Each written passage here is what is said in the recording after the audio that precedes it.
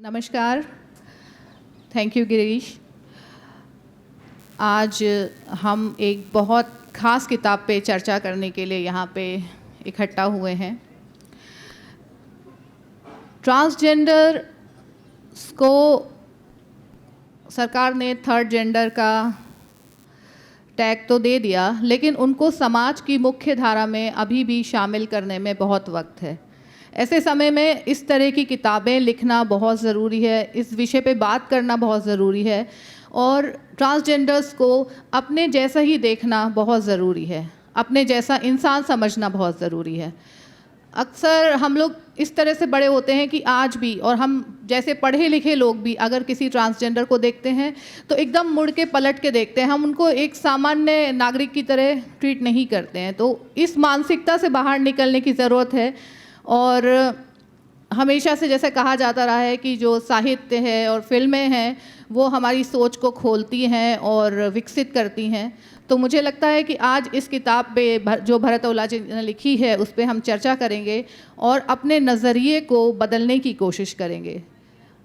भरत जी की जो किताब है वो मूलतः राजस्थानी में लिखी हुई है और आज बहुत खुशी की बात है कि उस किताब का हिंदी संस्करण आ रहा है, उसका आज हम लोग लोकार्पण करेंगे। तो ज़ोरदार तालियों से एक बार किताब का स्वागत किया जाए और उसके बाद इस किताब में क्या है और ये किस बारे में है, किताब के जो मेन प्रोटैगनिस्ट है उसकी यात्रा क्या है, उसके बारे में हम भरत जी से जानेंगे। और नंद भरत जी यहाँ हैं, उनकी एक पाठक के रूप में, आलोचक के रूप में और एक सीनियर राइटर के रूप में हम उनकी राय लेंगे। तो स्वागत करिए किताब का। मैं नंद जी को आमंत्रित करूंगी और भरत ओला जी की वो किताब को अनवेल करें।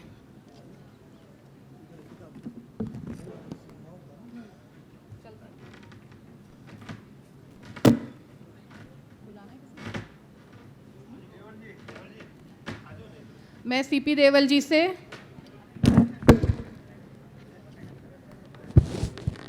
सीपी देवल जी और डॉक्टर दुष्यंत जी को मैं बोलूँगी कि एक बार आ जाएं। फारूक आफरीदी जी सर, और अपने हाथों से किताब का जो कवर है उसे अनकवर करें और किताब का बहुत बहुत स्वागत करें। शुक्रिया।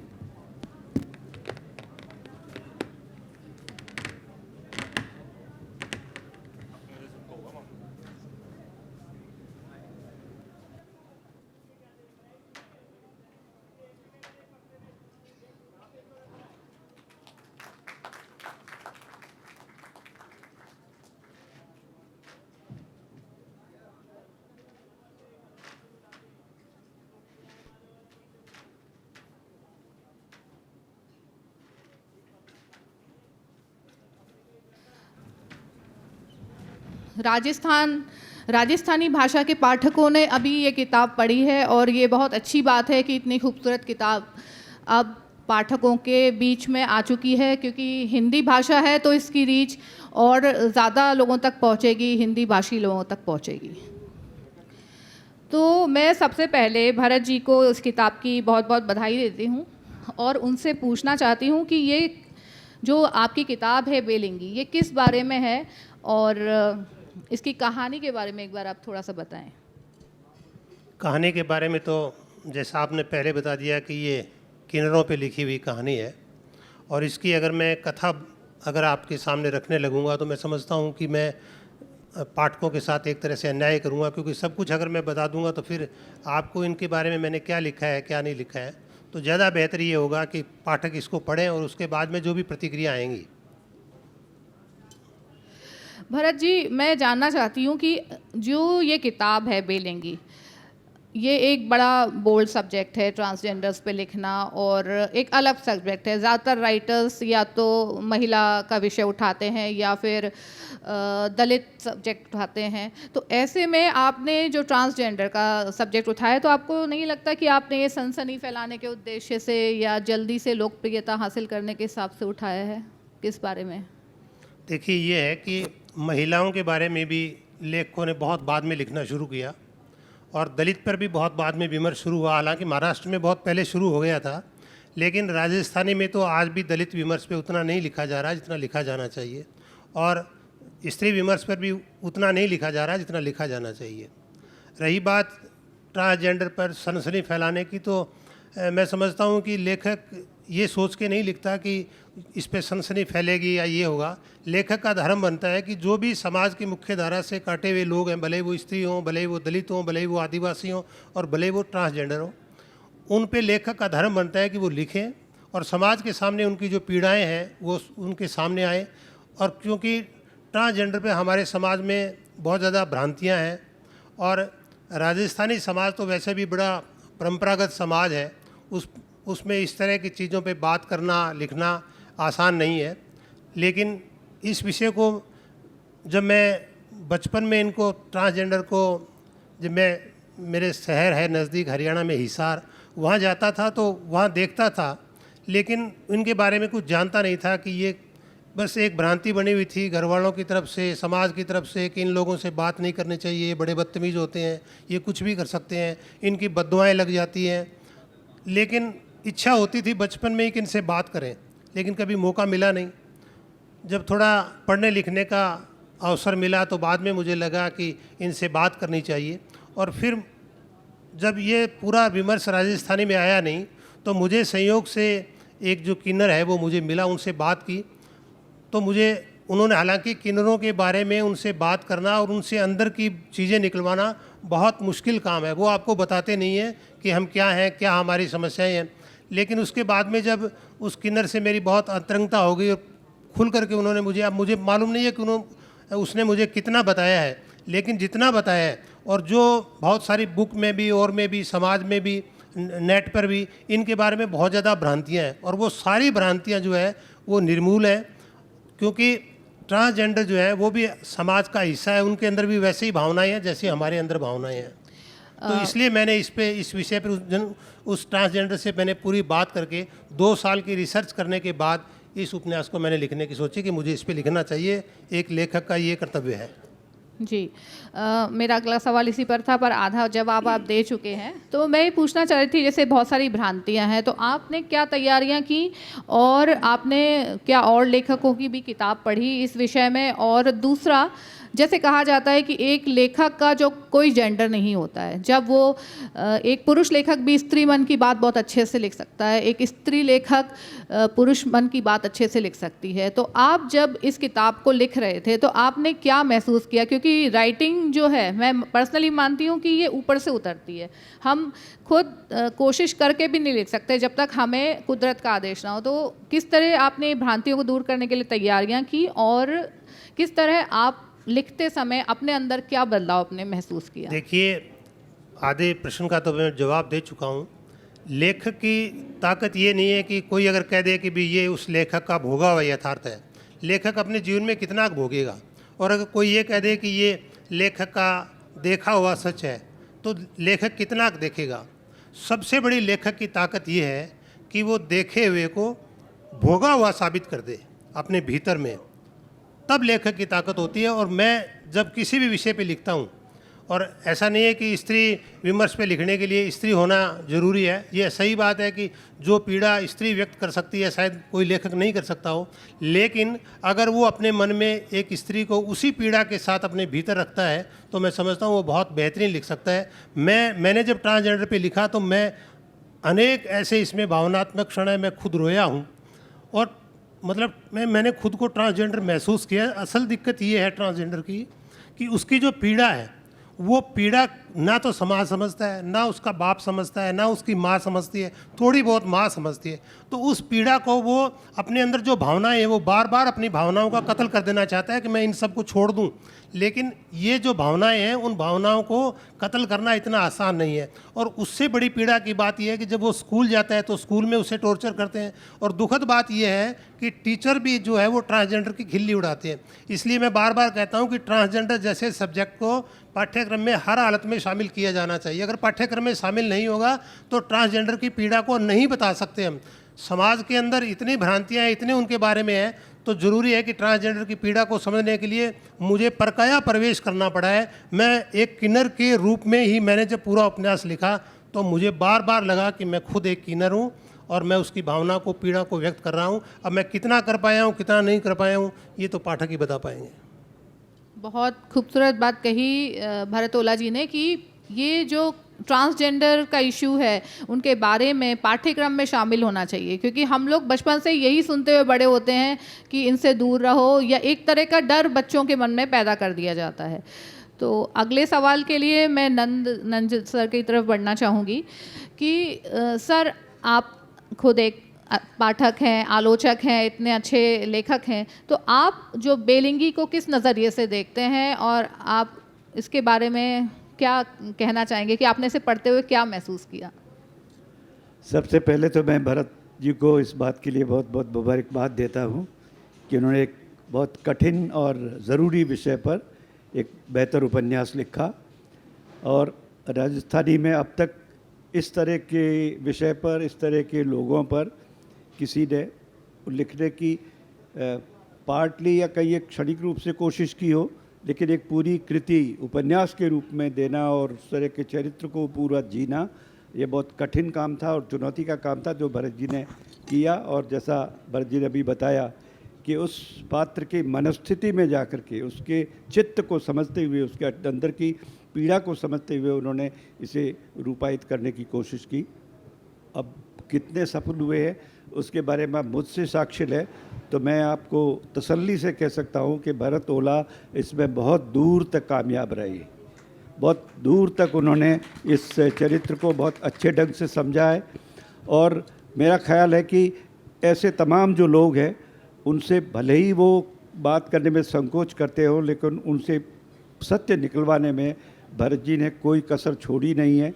एक ऐसा चरित्र इस उपन्यास में आता है जो प्रोफेसर के रूप में, और जो इस तरह के विषयों पर बहुत सारे लोगों से रिसर्च करवाता है, उसको भी भरत जी ने देखा है, समझा है, उस पात्र की पीड़ा को महसूस किया है। मैं इसकी जरा पृष्ठभूमि में पीछे जाकर कर समझने की, आप तक अपनी बात पहुंचाने की कोशिश करूं, तो आप सब जानते हैं कि भारतीय समाज ही नहीं, पूरा मानव समाज एक समय तक, लंबे समय तक पैतृक सत्ता के प्रभाव में रहा है। पितृसत्ता, पुरुष जो होता है परिवार में वो बहुत महत्वपूर्ण होता है, वही निर्णय लेता है, वो ज़िंदगी को लीड करता है, उसी के निर्णय से आगे सारी चीज़ें होती है। और इस मानसिकता ने इतना ज़्यादा प्रभावित किया है हमारे पूरे मानव समाज को कि वो मानव समाज जब उसकी संतान पैदा होती है तो उसकी पहली इच्छा होती है कि बेटा पैदा हो, क्योंकि वंश तो वही चलाएगा, वंश नहीं चलेगा तो हमारा तो जीवन ही व्यर्थ है।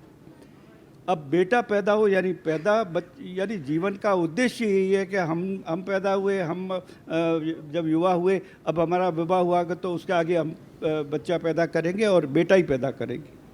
और इस बेटा पैदा करने की मानसिकता ने उनको इतना ज़्यादा मैलाइन किया है, इतना ज़्यादा दूषित कर दिया है कि जब बेटी पैदा होती है तो उसके प्रति वो उत्साह या उस तरह का भाव ही नहीं रहता। अब इससे भी आगे बढ़ के ये हो जाए कि वो जो बच्चा पैदा हुआ है वो न बेटा है न बेटी है, ये तो और भी ज़्यादा कठिन परीक्षा की समस्या हो गई, और भी ज़्यादा बुरी समस्या हो गई। जबकि हम सब जानते हैं कि तमाम इस सृष्टि में, प्राणी जगत में मनुष्य ही ऐसा नहीं है। मनुष्य एक हम भी एक तरह के प्राणी हैं, मानव प्राणी हैं, तो दूसरे जितने वन्य प्राणी हैं वो भी तो हमारी तरह के ही इस पृथ्वी पर जीते हैं, और उनमें तो इस तरह का कोई भेद या इस तरह का कोई सोच नहीं होती। उनके अंदर तो कोई मादा पैदा हो जाए, नर पैदा हो जाए, या मादा नर के बीच की स्थिति का कोई पैदा हो जाए तो अपना सामान्य जीवन जीता है या सरवाइव करता है। तो मनुष्य में ऐसी क्या कठिनाई होगी, वो क्यों इस बात को सहज रूप से स्वीकार नहीं करता कि उसके घर में कोई ऐसा बच्चा पैदा हुआ है जिसमें ये उसका कोई एक पार्ट जो है उस तरह से विकसित नहीं हुआ है, तो उसे समाज से अलग कर दिया जाए, उसे पारिवारिक संरक्षण न दिया जाए। जबकि 18, 19, 20 साल तक बच्चे को परिवार का संरक्षण मिलना उसका बुनियादी हक है, अधिकार है। वो परिवार के अंदर पल करके बड़ा होगा और जब बालिग हो जाएगा तब वो अपनी ज़िंदगी के बारे में खुद फैसले लेगा कि अब मुझे क्या बनना है, क्या करना है। तो इस अवस्था तक लाने के लिए तो परिवार का सहयोग ज़रूरी है, और वहीं से वंचित कर दिया तो फिर जो इस तरह के बहुत सारे संगठन होते हैं वो उसको गोद ले लेते हैं, वो उसकी परवरिश करते हैं, वो उसको फिर अपने तरह से अपने जैसा बनाते हैं। जो इनके बाड़े बने हुए होते हैं ये जो ट्रांसजेंडर्स के, उसमें हो सकता है भरत जी ने तो बहुत उस तरह से बहुत डिटेल में तो नहीं दिया, लेकिन कुछ लोगों का ब्यौरा दिया है। जो मुख्य पात्र है इसका यशोवर्धन, जो एक ऐसे परिवार में पैदा होता है जो कभी पुराने ज़माने में रियासती काल में लंबरदार हुआ करते थे। लंबरदार बहुत महत्वपूर्ण व्यक्ति होता था। अब उस लंबरदार के घर में भी अगर इस तरह का कोई ट्रांसजेंडर बच्चा पैदा हो गया तो उस लंबरदार जी के तो लिए बहुत शर्मिंदगी की बात हो गई। तो वो पहले तो जब तक छोटा था तो वो इस उम्मीद में थे कि नहीं नहीं ये विकसित होकर ठीक हो जाएगा, लेकिन बाद में जब नहीं होता हुआ दिखा तो उसको स्कूल में डाला, और अल्टीमेटली जब स्कूल ने भी कह दिया कि नहीं ये बच्चा तो सामान्य बच्चों के साथ में नहीं पढ़ेगा, तो उसे निकाल घर से बाहर किया। न केवल घर से निकाल बाहर किया, वो चाहते थे कि इसे अगर ये यद नेचुरल मौत मरता हो तो मर जाए, नहीं हो तो मैं ही मार देता, उसको ख़त्म कर देता। और उसको पहाड़ पर ले जाके अनजान जगह पर ले जाके धक्का दे करके उसको ख़त्म करने की कोशिश की। इसके बावजूद वो नेचुरली बच गया बच्चा। उसे किसी बुढ़िया ने अपने संरक्षण में पाला। बुढ़िया की अपनी उम्र थी, वो उससे ज़्यादा उसका संरक्षण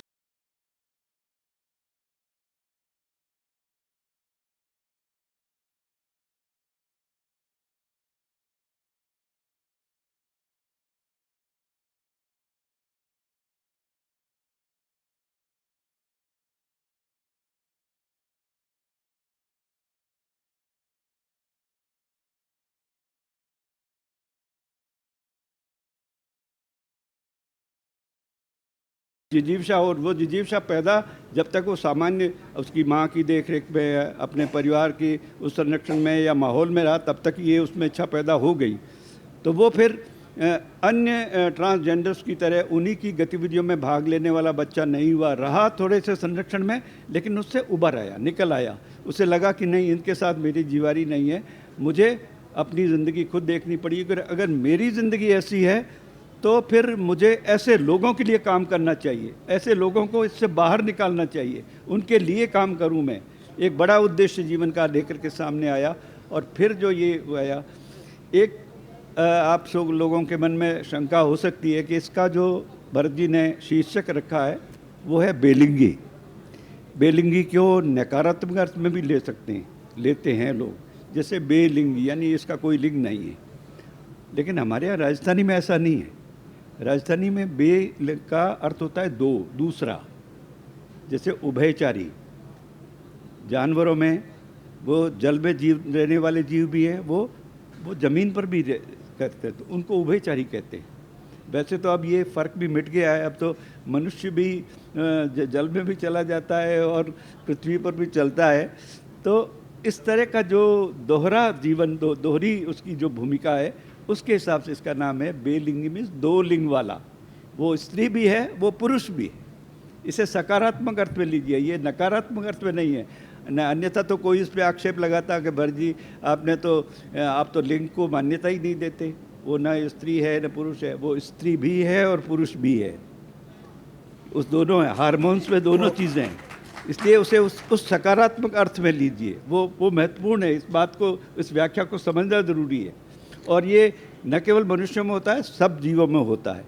इसलिए हम धीरे धीरे जो लेखक समाज है, जो कला जगत से जुड़ा हुआ समाज है, संस्कृति के क्षेत्र में काम करता है, वो ऐसी समझ पैदा करना चाहता है, ऐसी चेतना पैदा करना चाहता है जहाँ बच्चा जो है वो सहज ढंग से विकसित हो सके। और यही इस उपन्यास की, इस बेलिंगी उपन्यास के लिखने की सार्थकता है कि भरत जी ने इस चरित्र को बहुत ही संवेदनशीलता से, बहुत ही मानवीय दृष्टिकोण से समझा, उसे प्रस्तुत किया। और हमारे चित्रा मुदगल जी ने भी हिंदी में एक उपन्यास लिखा है, नाला सोपारा पोस्ट नंबर 203। उसमें उन्होंने जो लिया वो बहुत आगे जाकर के वो बच्चे को लिया है। लेकिन भरत जी ने राइट फ्रॉम बिगिनिंग, वही पीरियड सबसे ज़्यादा स्ट्रगल का होता है बच्चे का। उसके बाद तो जब वो 18-20 साल का हो गया, उसके बाद तो वो अपने निर्णय लेने की स्थिति में आ जाता है, और उसने लिए भी। थोड़ा और अगर आपको पीछे ले जाऊँ तो ये इस तरह के चरित्र इतिहास में और हमारे आख्यान में भी बहुत मशहूर है। महाभारत में शिखंडी जैसा चरित्र था, क्या उसे मान सम्मान नहीं मिला? वो पूरे राजकुमार की तरह पल करके बड़ा हुआ। तो ऐसा नहीं है, ये बाद में हमारे समाज में इस तरह की विकृतियाँ पैदा हुई है कि हम ऐसे चरित्रों को सहज रूप से नहीं ले पाए थे। अब समय आ गया है, आधुनिक काल में आ गए हैं, इतने शिक्षित है, हम मानवीय दृष्टिकोण को का महत्व समझते हैं, उस नज़रिए से ये लिखा गया है और ज़रूरी उपन्यास है, ऐसी चीज़ें आनी चाहिए। ये मेरा मुख्य रूप से कहने का उद्देश्य है। धन्यवाद नंद जी, बिल्कुल ठीक कहा कि बेलिंगी में जैसे ये जो हम किन्नर समाज है, किन्नर जो लोग हैं, उनको हम मान लेते हैं कि इनमें तो योग्यता है नहीं, शारीरिक रूप से भी सक्षम मान लेते हैं और मानसिक रूप से भी मान लेते हैं, तभी तो इस तरह की चीज़ें होती हैं। बेलिंगी का जैसे आपने बताया, बेलिंगी का दोनों लिंग है, तो इसमें शक्ति है वो एक स्त्री से भी डबल है और एक पुरुष से भी डबल शक्ति है उसके अंदर, उसे समाज को पहचानने की आवश्यकता है। और सबसे एक मुझे बड़ी ये लगती है कि ट्रांसजेंडर ही क्यों कहा जाए, थर्ड जेंडर क्यों कहा जाए, तो फर्स्ट जेंडर कौन है फिर? तो ज़्यादा बेहतर है कि द्विलिंगी होना चाहिए। फर्स्ट जेंडर क्यों? फर्स्ट जेंडर आदमी और सेकंड जेंडर औरत, सेकंड क्यों औरत, और थर्ड जेंडर ही क्यों? तो ये सवाल भी उठाया जाना चाहिए। इसलिए मुझे लगता है कि ये द्विलिंगी है और इसको द्विलिंगी कहा जाना चाहिए। और एक बड़ी दिक्कत की बात है कि अगर मेरा थोड़ा काम नहीं कर रहा है, मेरी अंगुली काम नहीं कर रही है, तो मुझे सर्टिफिकेट मिल जाता है कि मैं विकलांग हूँ और मुझे सारी चीज़ों में आरक्षण मिल जाता है विकलांग के। जिस आदमी का शारीरिक अंग जो है गुप्तांग काम नहीं कर रहा है, वो विकृत है, तो वो दिव्यांग क्यों नहीं है? उसको दिव्यांग का सर्टिफिकेट क्यों नहीं मिलना चाहिए? मतलब उसे भी सेना के अंदर जाने का अधिकार है, उसे भी हर क्षेत्र में जाने का अधिकार है। इसलिए ट्रांसजेंडर को भी, इनको भी, द्विलिंगी लोगों को भी, इनको भी वैसा ही आरक्षण मिलना चाहिए जैसा किसी दूसरी कम्युनिटी को या दूसरे लोगों को मिला हुआ है। क्योंकि अगर समाज में ये नहीं मिलेगा तो समाज की भ्रांतियाँ हैं वो नहीं टूटेंगी। और बहुत सारी बातें मैं ईरा से कहूँगा कि आगे, क्योंकि नहीं तो इस पे जितनी बातें, क्योंकि 2 साल में जो मैंने उनसे जाना है, इतनी बातें हैं किन्नर के बारे में कि जिसको आप सोच के आपको आश्चर्य होगा कि इतने प्रकार के किन्नर होते हैं कि आप सोच नहीं सकते। ट्रांसजेंडर अलग हैं, थर्ड जेंडर जिसको कहते हैं वो अलग हैं, कुछ ऐसे हैं जो आधे स्त्री होते हैं पूरे और आधे पुरुष होते हैं, और कुछ ऐसे होते हैं जो जन्मजात पैदा जो है वो एक पुरुष के रूप में होते हैं, पूरे रूप से, शारीरिक रूप से पूरे पुरुष हैं, कहीं कोई कमी नहीं है, लेकिन उनके भीतर एक स्त्री का मन बैठा हुआ है। और वो जो टीनेजर की उम्र है, उस उम्र में वो खुद के साथ इतना मतलब अपने आप पर वो अत्याचार करते हैं कि मैं क्या करूं।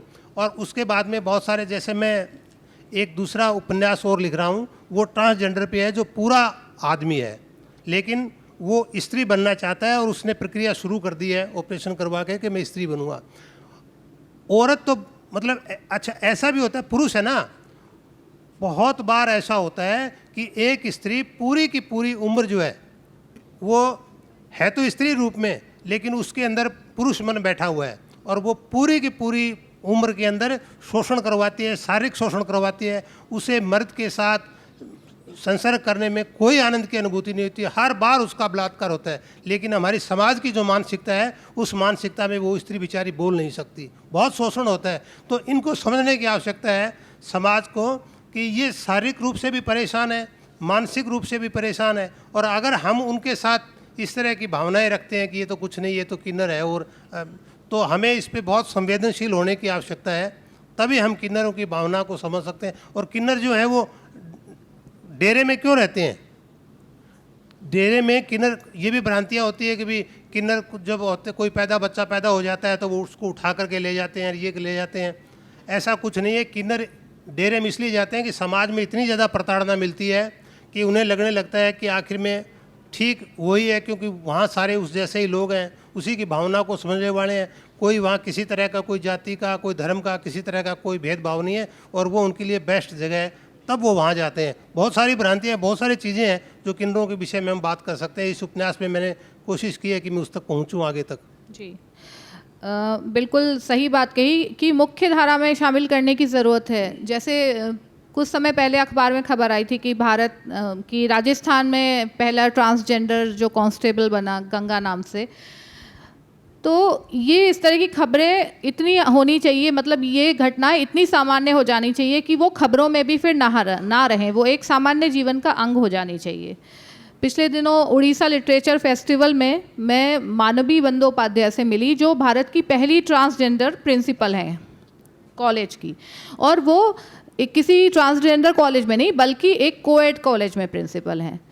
तो ये उनसे मिलना, उनसे बात करना इतना अच्छा लगा कि मुझे लगा कि और लोगों को भी, और ट्रांसजेंडर्स को भी, या हम जैसे लोगों को भी उनको सपोर्ट करने की ज़रूरत है। क्योंकि जब हम इस चीज़ को सामान्य बनाएंगे, हम लोग वैसे तो अर्धनारीश्वर का सम्मान करते हैं, पूजा करते हैं, ईश्वर के रूप में पूजते हैं, लेकिन जब हम किसी ट्रांसजेंडर को देखते हैं तो हम उसे सामान्य मनुष्य तक मानने से इनकार कर देते हैं। तो ये सोच बदलने की ज़रूरत है। तो इसी पर मैं एक सवाल पूछना चाहूँगी कि आपकी जो बेलिंगी है वो एक इंस्टीट्यूट बनाती है जो केवल ट्रांसजेंडर्स के लिए है, और वो किताब के अंत में एक बार को अपने पिता को भी वहाँ भर्ती करने से मना कर देती है कि ये सिर्फ हॉस्पिटल ट्रांसजेंडर्स के लिए है, और बाद में वो अपने मित्र के समझाने पर राज़ी होती है कि हाँ, ये भी मानसिक रूप से तो ट्रांसजेंडर ही हैं क्योंकि इन्होंने हमें सामान्य मनुष्य नहीं समझा। तो ऐसे भरत जी, आपको ही नहीं लगता कि अगर अलग तरह का उनके लिए वो इंस्टीट्यूट बना के उन्हें समाज की मुख्य धारा से काटने का काम नहीं है? ये समाज की मुख्य धारा में फिर वो कैसे शामिल हों? वो तो समाज की मुख्य धारा से आज की तारीख में कटे हुई है। दलित समाज को अगर जाति के आधार पर आरक्षण दे दिया गया, स्त्रियों को अगर स्त्री होने के कारण आरक्षण दे दिया गया, तो ये कोई उनको समाज की मुख्य धारा में काटने का काम नहीं है, बल्कि ये जोड़ने का काम है। जब तक स्त्री और पुरुष में समाज की मानसिकता में भेद रहेगा, तब तक स्त्री को आरक्षण की आवश्यकता है। जब तक दलित समाज में जाति को लेकर के जब तक जातिवादी मानसिकता रहेगी, तब तक जातिवादी आरक्षण की आवश्यकता है। जिस दिन जातिवादी भेदभाव मानसिकता खत्म हो जाएगी, उस दिन आरक्षण भी खत्म हो जाएगा, स्त्रियों का भी खत्म हो जाएगा और दलितों का भी हो जाएगा। तो जिस दिन हमारे समाज में किन्नरों के प्रति उन्हें एक सामान्य मनुष्य समझ लिया जाएगा, तब ये भेद भी खत्म हो जाएगा। बेलिंगी जो है वो ट्रांसजेंडर के लिए हॉस्पिटल क्यों बनाती है, ट्रांसजेंडर के लिए स्कूल और कॉलेज इंस्टीट्यूट क्यों बनाती है?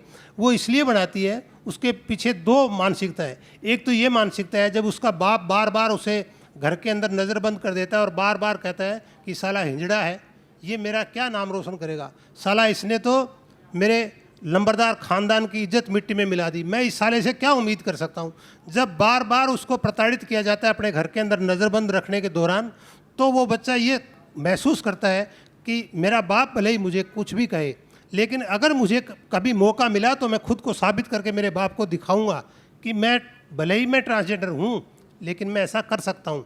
तो एक तो उसके पीछे ये भावना थी कि वो अपने बाप को दिखाना चाहता था। इसी कारण से वो सारा कुछ करके और उसका जो पूरा का पूरा अनावरण है वो उसके अपने बाप से करवाता है, और वो लिखता है, उसके मुंह पे तमाचा मारता है। जो नाम पट्टिका है उसमें वो लिखता है कि फलाना सिंह का पोता, फलाने लंबरदार का बेटा, फलाना यशवर्धन सिंह उर्फ बेलिंगी हिंजड़ा, ये उसमें लिखता है उर्फ बेलिंगी हिंजड़ा। ये इंस्टीट्यूट अपनी माई परमेश्वरी देवी और अपनी माई फला के नाम के लिए ये इंस्टीट्यूट बनवाया। तो ये वो समाज के सामने ये बताना चाहता है कि अगर आप हमें है ना मनुष्य ही नहीं मान रहे हो, हम आप तो हमें लिंग से पार मान रहे हो, कुछ भी नहीं मान रहे हो, हमें भी चीज़ है, अगर हमें भी मौका मिले तो हम भी ये कर सकते हैं। दूसरी ये चीज़ है, क्योंकि स्कूल के अंदर आपने पढ़ा होगा उपन्यास के अंदर, स्कूल के अंदर उसका मानसिक और शारीरिक इतना शोषण किया जाता है कि उसे स्कूल छोड़ना पड़ता है। और आपने देखा होगा जितने भी किन्नर हैं, पहली बात तो आपको किन्नर पढ़े लिखे नहीं मिलेंगे, लगभग किन्नर आपको अनपढ़ मिलेंगे, और अगर कोई पढ़ा लिखा किन्नर आपको मिल भी गया तो आपको 5, 6, 7 जमात से ज़्यादा पढ़ा हुआ नहीं मिलेगा। लक्ष्मी नारायण त्रिपाठी जैसे, या आपने जब भी उनका जिक्र जो किया, ऐसे कितने लोग हैं, बहुत थोड़े लोग हैं, और उनके घर वालों की सपोर्ट है तब मिले हैं, इसलिए किन्नर पढ़े हुए नहीं मिलेंगे। तो वो चाहता है कि समाज के अंदर, वो तो ये भी कहता है कि मेरी तो इच्छा ये है कि मेरे इंस्टीट्यूट में टीचर भी किन्नर हो, मेरे इंस्टीट्यूट में डॉक्टर भी किन्नर हो, पढ़ाने वाले भी किन्नर हो, लेकिन आज की तारीख में मेरे पास ये है नहीं। लेकिन मुझे विश्वास है कि इस हॉस्पिटल के अंदर एक दिन डॉक्टर भी सारे किन्नर होंगे, और इस हॉस्पिटल के अंदर पढ़ाने वाले लेक्चरर भी सारे किन्नर होंगे, और यहाँ इस इंस्टीट्यूट के अंदर मैं ऐसा करूँगी कि कोई अपना जेंडर चेंज करवाना चाहे तो उसका ऑपरेशन भी फ्री किन्नर अपना करवा सके। उसकी सोच बहुत बड़ी है समाज के सामने दिखाने के लिए। तो इसलिए मैंने ये किया है कोई ऐसा नहीं कि मैं समाज की मुख्य धारा से उसे काटना चाहता हूँ, मैं समाज की मुख्य धारा से जोड़ने के लिए और एक किन्नर का खुद के होने का सबूत देने के लिए ये सब चीज़ें, उसका जो जज्बा है उस जज्बे को दिखाने के लिए ये सब कुछ किया गया है। अगला सवाल नंद जी से है कि यहाँ पे मैं एक आपको आलोचक की दृष्टि से चाहूँगी कि आप किताब को देखते हुए बताएं। आपने बहुत सारी किन्नरों पे, ट्रांसजेंडर्स पे किताबें पढ़ी होंगी और भाषाओं में भी, और आपने इसे राजस्थानी में भी पढ़ा है। तो मैं जानना चाहती हूँ कि क्या ये अपनी तरह की पहली किताब है राजस्थानी में? और दूसरा सवाल ये कि आप इस किताब को और दूसरी भाषाओं की किताब से किस तरह भिन्न मानते हैं? ये तो तथ्य है कि राजस्थानी में, खासतौर से इस आधुनिक राजस्थानी लेखन में, बेलिंगी पहला उपन्यास है जो ट्रांसजेंडर पर आया है। और जहाँ तक साहित्य की पहले की परंपरा में हम जाए तो ये काफ़ी शोध का विषय है, क्योंकि मैंने बताया कि महाभारत काल से जिस तरह के चरित्रों को जो पहचान मिली है, मध्यकाल में भी जो रियासती ज़माने में जो जनाना खाना होता था उसका संरक्षण करने के लिए ट्रांसजेंडर्स को रखा जाता था। बलशाली होते थे, अच्छी शक्ति रखते थे और उनसे कोई खतरा नहीं महसूस होता था, तो उनको संरक्षण में रखा जाता था। ऐसे चरित्र आपको वहाँ मिल जाएंगे। आप में से बहुत से लोगों ने ऐसी फिल्में भी देखी होंगी जिसमें इस तरह के चरित्रों को प्रस्तुत किया गया है। तो ऐसा नहीं है कि ये जो कम्युनिटी या ये जो समूह है, मानवीय समूह, ये अनदेखा रहा हो या इसके बारे में किसी ने चर्चा न की हो, वो आया है। अब साहित्य का फॉर्मेट बहुत बदल गया है, केवल लिखित साहित्य ही साहित्य नहीं है। हमारे यहाँ तो राजस्थानी में तो ज़्यादा बड़ा साहित्य ओरल लिटरेचर है, मौखिक रूप में, एक वाचिक परंपरा में जो साहित्य लिखा गया, रचा गया है, वो और भी ज़्यादा बड़ा है। और ऐसे किस्से, ऐसे कहानियाँ, मतलब बिजी की कहानियों भी अगर आप उन लोक कथाओं में जाएं तो शायद ऐसे बहुत सारे चरित्र आपको मिल जाएंगे। देवल जी ज़्यादा बेहतर ढंग से बता सकते हैं। तो ये जो परंपरा है ये बहुत लंबी है, और इस लिहाज से अगर आधुनिक ज़माने में, क्योंकि आधुनिक ज़माने में और पहले वाले में फ़र्क ये है कि आज मनुष्य को लेकर सोचने का दृष्टिकोण बदल रहा है। उसे आप जो समानता का अधिकार कभी उस तरह से था नहीं, आज वो समानता एक वैल्यू है, एक मूल्य है। आज़ादी चाहिए, समानता चाहिए, सामाजिक न्याय चाहिए, सत्य के प्रति निष्ठा चाहिए, ईमानदारी चाहिए। ये ऐसे बेसिक मूल्य हैं जिनको प्रस्थापित करना, जिनका आपके मनुष्य के व्यवहार में गहरे बैठ जाना बहुत आवश्यक मानते हैं। ये होगा तभी मनुष्य विकसित मनुष्य के रूप में पहचाना जाएगा। अब जैविक पहचान जिसकी है, बायोलॉजिकल जो आइडेंटिटी है, वो तो किसी व्यक्ति के हाथ की बात नहीं है। प्रकृति से जो जैसा पैदा हुआ उसका सम्मान किया जाना चाहिए। प्रकृति में एक छोटे से कण को के बराबर जीव को भी जीने का अधिकार है, तो हाथी को भी जीने का अधिकार है। किसी भी जीव, हाँ, जीव और जीव की हत्या में वो उनकी एक नेचुरल एक प्रकृति है, जिसके क्योंकि वही उनका आहार है, तो वो एक स्ट्रगल है, वो जीवन संघर्ष है उनका। लेकिन मनुष्य में तो ऐसा नहीं होना चाहिए, बल्कि मनुष्य को तो सारी प्रकृति को सुरक्षित करना चाहिए, पर्यावरण को सुरक्षित करना चाहिए, जीवों को बचाना चाहिए। ऐसे जो दुर्लभ प्रजातियां हैं उनकी रक्षा करनी चाहिए, उनके लिए स्पेस बनाना चाहिए। ये जो आपने बताया ईरान ने कि भाई इस तरह का बेलिंगियों के लिए या ट्रांसजेंडर्स के लिए अलग व्यवस्था क्यों, व्यवस्था करने की ज़रूरत है, क्योंकि वो उपेक्षित छोड़ दिए गए हैं, उनका विकास रुक गया है। उसको एक सामान्य अवस्था तक तो आने तक के लिए उनको एक अवसर दीजिए। अवसर मिलेगा तभी वो करेंगे, लेकिन अवसर कोई देता नहीं है, अवसर को लेना पड़ता है। अगर ट्रांसजेंडर्स को भी अपना हक चाहिए, स्त्रियों को अपना हक चाहिए, या ऐसे वंचित लोगों को अपना हक चाहिए, तो उसका नेतृत्व भी उन्हीं को करना चाहिए। वही आगे आएंगे, वही उनकी पीड़ा को समझते हैं, वही अपने बारे में ज़्यादा बेहतर लोगों को अपनी समझ के साथ जोड़ सकेंगे। ये जो उपन्यास भरत जी ने लिखा, भरत जैसा समझदार अगर लेखक इस बात की ज़रूरत महसूस करता है, तो ऐसे तमाम दूसरे लोगों को भी ज़रूरत महसूस करनी चाहिए। और इस तरह से धीरे धीरे एक चेतना विकसित होगी, एक समझ विकसित होगी, और मनुष्य में कोई भेद नहीं रहेगा करने, न धर्म को लेकर के होना चाहिए, न वो कहाँ पैदा हुआ क्षेत्र को लेकर के होना चाहिए, न भाषा को लेकर के होना चाहिए। सारे लोगों के बीच में एक व्यापक मानवीय सोच विकसित होनी चाहिए, जिसके लिए हम शिद्दत से कोशिश करते हैं। ये उसी का परिणाम है कि इस तरह का उपन्यास लिखा गया और लिखे जाने चाहिए।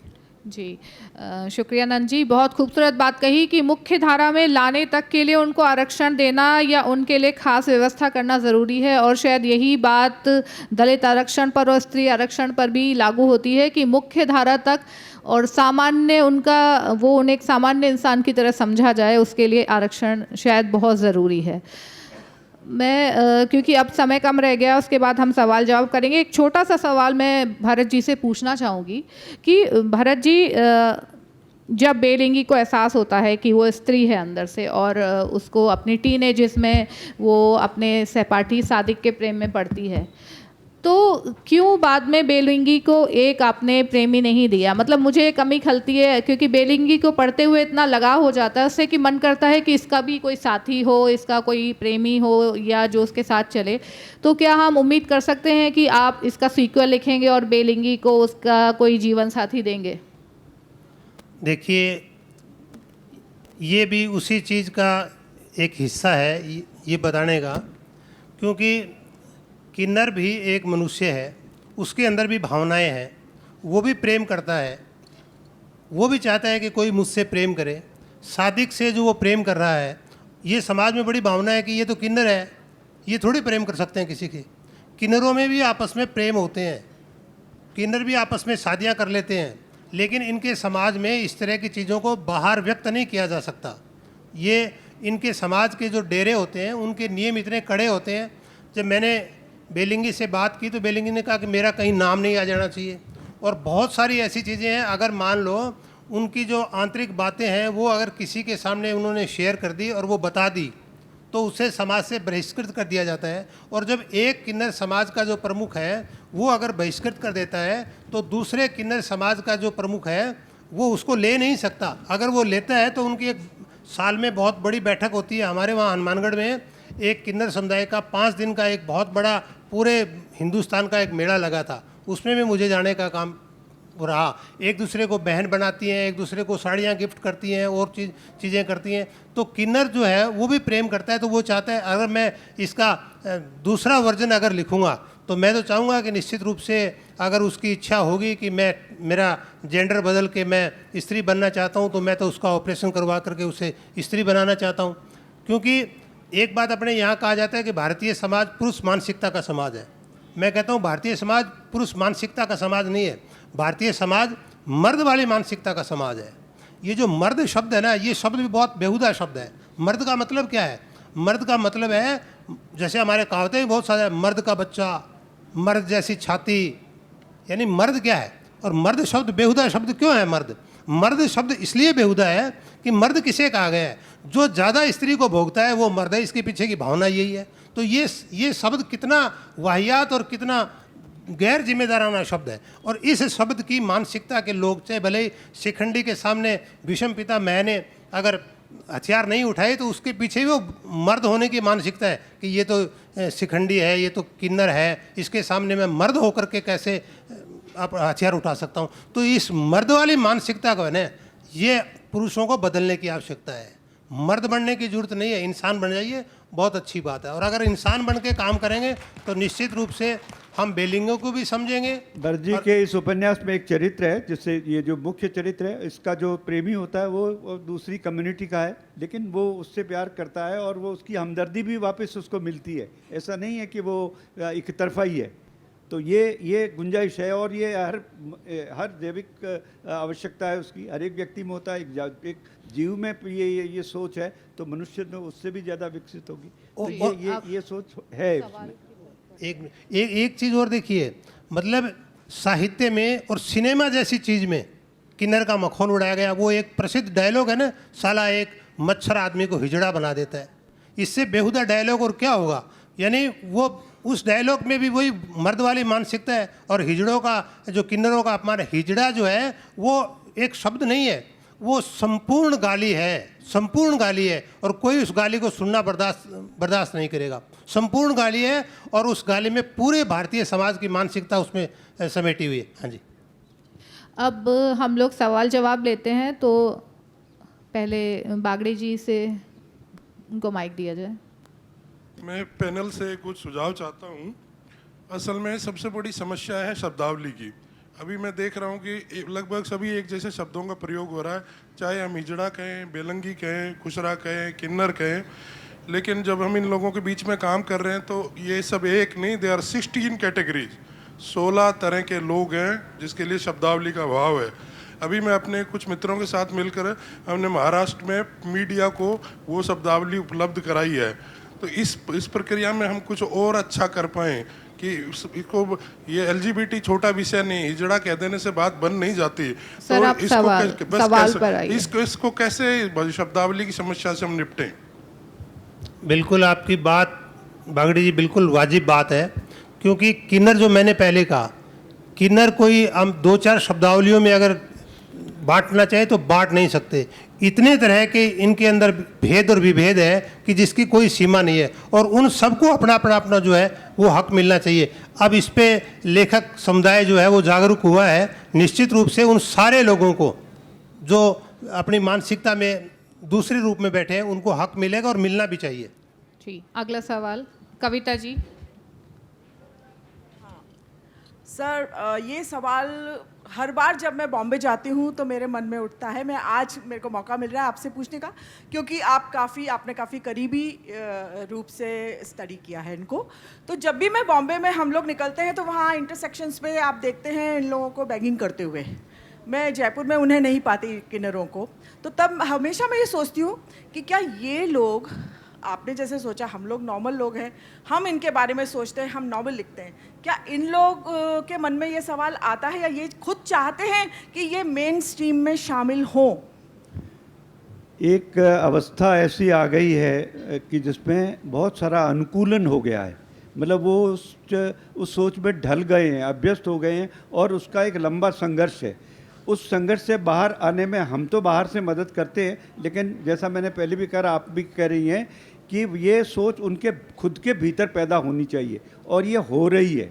अब उनमें से बहुत सारे ऐसे जिन्होंने थोड़ा बहुत अपने को शिक्षित कर लिया है, उन्होंने आगे बढ़ के उस भूमिका को अंगीकार किया है। वे कोशिश कर रहे हैं कि हम इस तरह का माहौल पैदा करें, लेकिन होगा ये तभी जब सोसाइटी में ये समझ विकसित होगी। बच्चा जहाँ पैदा हुआ है वहीं से वो उसको फ़र्क मिट जाएगा। अगर किसी के 4 बच्चे हैं, 3 बच्चे हैं, उनमें कोई एक बच्चा जिसमें ये कोई पक्ष कमज़ोर रह गया है, तो वो सामान्य बच्चे की तरह होगा। वैसे ही उसके नामकरण होंगे, उससे कोई न ट्रांसजेंडर कहेगा न कुछ नहीं कहेगा, उसका एक जो सामान्य नाम है उसी के नाम से पहचान होगी। ये जड़ में जा कर के समाप्त तो समस्या वहाँ होगी, लेकिन तब तक के पीरियड को, जब तक ये समझ विकसित होती है, तब तक प्रयत्न करने पड़ेंगे। लेखक प्रयत्न कर रहे हैं, उनके भीतर के लोग आगे आ रहे हैं। सरकार को बहुत ज़्यादा बड़ी जिम्मेदारी है, क्योंकि ऐसी समझ पैदा करने में उनका ही रोल है। लोगों को बांटे नहीं सरकार, लोगों को एक करे, उनके भेद का बीच में जो फ़र्क है उन फ़र्क को मिटा दे, एक मनुष्य के रूप में उन्हें गिने, चाहे वो धर्म हो, क्षेत्र हो, किसी नाम पर भाषा हो, उन्हें उनमें फ़र्क पैदा करने की कोशिश न करे। वो जो करता है वो अमानवीय प्रक्रिया है, वो रुकनी चाहिए। रुकेगी तभी जब आम पब्लिक में, आम जनता में ये समझ विकसित होगी, तब सरकार भी दबेगी, तब वो भी बेहतर ढंग से काम करेगी। वो समझ बना। कोई भी किन्नर, 1 मिनट में बताऊँ, एक संक्षेप में, आधे मिनट में, कोई भी किन्नर है वो डेरे में जाने के बाद और वापस समाज के अंदर आना नहीं चाहता। क्यों नहीं आना चाहता? क्योंकि उसने समाज को देखा है कि जब वो अकेला था तो उसके साथ में कितनी उसके साथ में ज़्यादतियाँ होती थी, और ये एक ऐसी महफूज जगह है जिसके साथ ज़्यादतियाँ नहीं थी। दूसरा कारण ये है कि वहाँ उसकी रोजी रोटी का ठीक सारा प्रबंध है, चाहे भले ही वो भीख मांग के खाए, चाहे भले ही वो बधाइयाँ लेकर के खाए। और वो दूसरी बात यह है कि कुछ नकली किन्नर भी बन जाते हैं, लेकिन वो आज का विषय नहीं है। इसलिए समाज को सोच बदलेगी ना तो अपने आप आ जाएंगे। जी, JLF में ऐसे किन्नर आने लगे हैं। अभी कल ही आपने सेशन सुना होगा, ऋतुपर्णा यहाँ अपना, और अच्छी समझ वाली आसाम से वो आई है। ऐसे पहले लक्ष्मी भी आई है। ये समझ विकसित हो रही है, और ऐसे लोग अब सार्वजनिक सेवा में भी आने लगे हैं। जी सर। देवल जी। मैं आप पूरे पैनल को बहुत गंभीरता से सुन रहा था, और आपके दिए हुए वो जो सुझाव हैं, या चाहे मेरे लेखक के ओला जी के जो सुझाव हैं कि इस तरह से मुख्य धारा में आया जा सकता है, लाया जाना चाहिए, मैं इसके विरोध में नहीं हूँ। सवाल ये नहीं है, सवाल ये है कि आप मनुष्यता में संशोधन नहीं कर सकते। आपको सबसे पहले जो साहित्य का माध्यम है भाषा, सबसे पहले तो उसमें संशोधन करने पड़ेंगे, जिसमें सिर्फ 2 लिंग हैं। इस तीसरे लिंग के लिए आप क्या करेंगे? कई एक भाषाएं ऐसी हैं जिनमें नपुंसक लिंग नहीं है। सुनिए, ठीक इसी तरह से आप इन्हें मुख्य धारा में ले जाएंगे। इनका ईश्वर कौन है? इनका धर्म क्या है? क्या ये मुस्लिम है? क्या ये इस्लाम को मानने वाले हैं? तीसरी और चौथी बात, हमारे सारे ईश्वर पुरुष हैं। आप जिसकी सर्वाधिक रूप से पेट्रियाटिकल सोसाइटी की आप जो विरोध कर रहे हैं, तो सबसे पहले तो आपको अपने ईश्वर बदलने होंगे। आप चाहे क्रिश्चियन हो, चाहे इस्लाम हो, चाहे बौद्ध धर्म हो, कोई सा भी तीर्थंकर हो, स्त्री को कहीं जगह नहीं है सिवाय एक, जो जिस संप्रदाय से मैं आता हूँ, जो मैं माँ को मानता हूँ, जो हम शाक्त हैं, मेरा ईश्वर स्त्री है। लेकिन अगर आप ये सब, और एक सवाल और मुझे एक लेखक से उल्ला जी से, कि वो जब हॉस्पिटल बनाता है तो उसका नाम उसकी माँ के ऊपर क्यों रखता है? माँ तो बेलिंगी नहीं है। क्या चाहते हैं आप? उससे क्या मैसेज देना चाहते हैं? तीसरी बात कि जब हम भाषा में जब तक हम संशोधन न कर दें, कई एक हमारी भारतीय भाषाओं में कई भाषाएं तो ऐसी हैं कि जहाँ पर इस लिंग का को फॉलो करते ही नहीं है। सिगरेट पीता है, खाबो, बांग्ला में सिगरेट खाबो, पुरलिंग आ रहा है वहाँ पर। लेकिन हमारे यहाँ की हिंदी और विशेषकर राजस्थानी, छोड़िए हिंदी की भी, जो राजस्थानी भाषा है वह उस भाषा में 2 ही लिंग है। सबसे बड़ा सवाल तो यह है कि आपने बेलिंगी कह दिया और उसको स्त्री के रूप में ऐसा कर दिया। लेकिन ऐसा ज़रूरी नहीं है।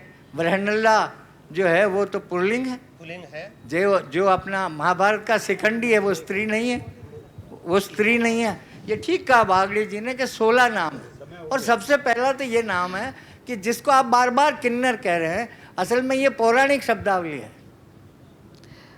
अपने किन्नर, यक्ष, गंधर्व, सिद्ध, देव तो साहब, समय उस हो चुका है। हाँ, उस समय में जब देवताओं के यहाँ पे किन्नरों की क्या भूमिका है, तो ये सारी की सारी स्थितियाँ जब तक हम नहीं देखेंगे तब तक उन्हें, मुझे नहीं लगता कि हम लोग साहित्य में उन्हें एस्टेब्लिश कर सकते हैं। जो कहा वो कुल मिला के इस चर्चा का विस्तार है। समय हो गया, इस बारे में आप स्टेज पे उतर के डिस्कशन कर सकते हैं। तो बहुत बहुत धन्यवाद आप सबका इस सेशन में शामिल होने के लिए, और भरत जी को एक बार शुभकामनाएं।